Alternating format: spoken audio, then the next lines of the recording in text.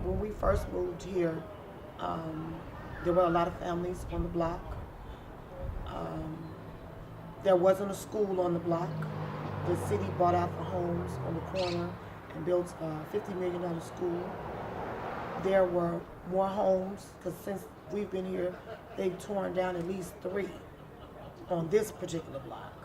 We've had a lot of transitional landlords buying properties, renting them out, Section 8. So we've had a lot of people coming and going, like not a lot of stability. And now we do have more families that have moved onto the block. We have quite a few Hispanic people that have moved into the neighborhood on all the blocks over this way. So we see some change for the better.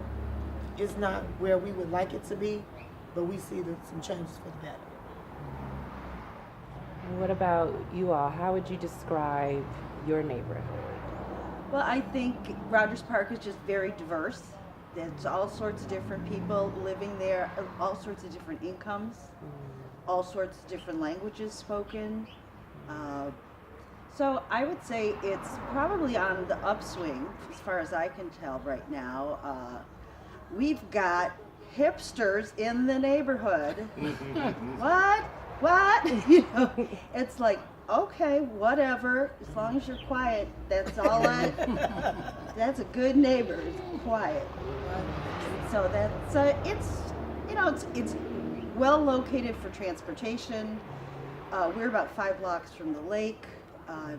You can get by pretty well up there. This is the southwestern corner of East Rogers Park. Yeah, 1 block that way we'd be in West Rogers Park, 1 block that way we'd be in Edgewater, but this is still Rogers Park. I like that there's a lot of different stuff going on in this neighborhood. We go east and there's the university community, and you go west, there's the Indian and Pakistani community, and we got a lot of hippie artist types up here, and all kinds of different communities, it's kind of fun to be around. But it pretty much has what we need. Yeah, there's a lot of different things going on. A lot of local businesses,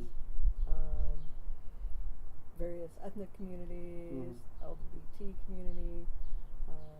So there's some diversity and variety, and kind of still a little bit of the old hippie vibe left in Rogers Park, and so it's kind of fun and funky. Yeah. I like that the Devon Market Day food sections with stuff that I don't even recognize. Sometimes I'll buy things just to say, what the heck is this, and see if I can figure out how to eat it.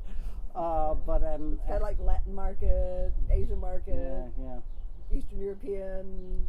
It's like this crazy mix of stuff. Yeah, they have a lot of Bosnian stuff, which I don't think really reflects the market so much as it does the owners of the place. But and I'm a big fan of the Clark Devon hardware over here, and right across the alley from us, there's a sign you'll see that says Chicago Industrial Arts and Design Center, and they have classes there in woodworking and in metalworking and stuff like that. And I've actually taken some classes right now. It's kind of fun to work with all their stuff.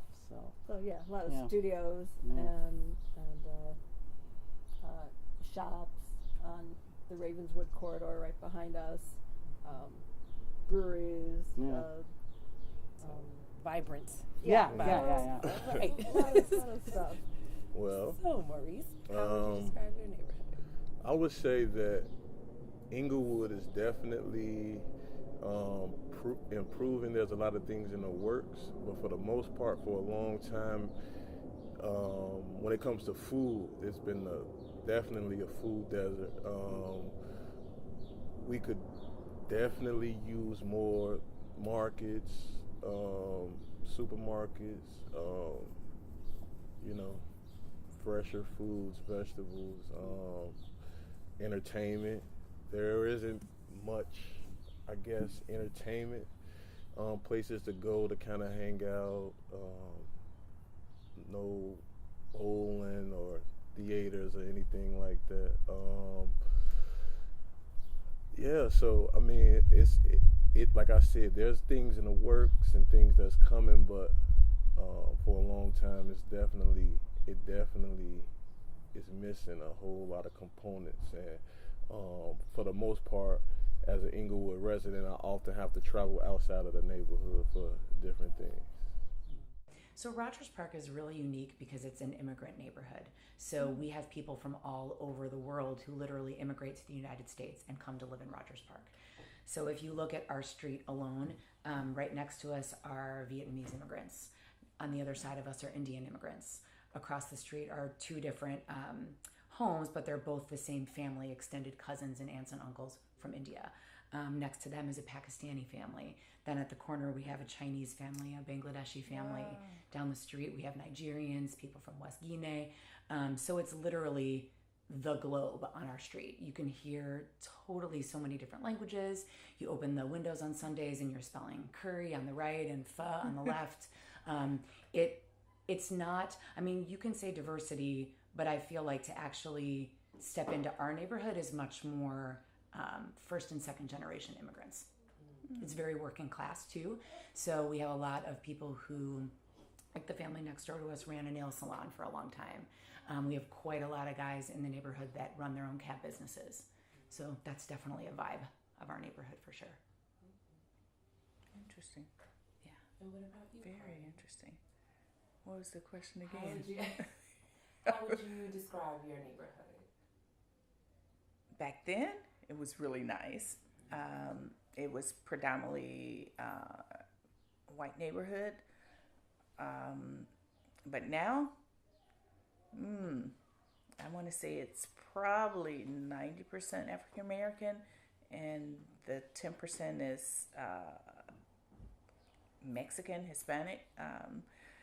But it went from being a well-kept neighborhood to not so well-kept, you know. And I believe a lot of that has to do with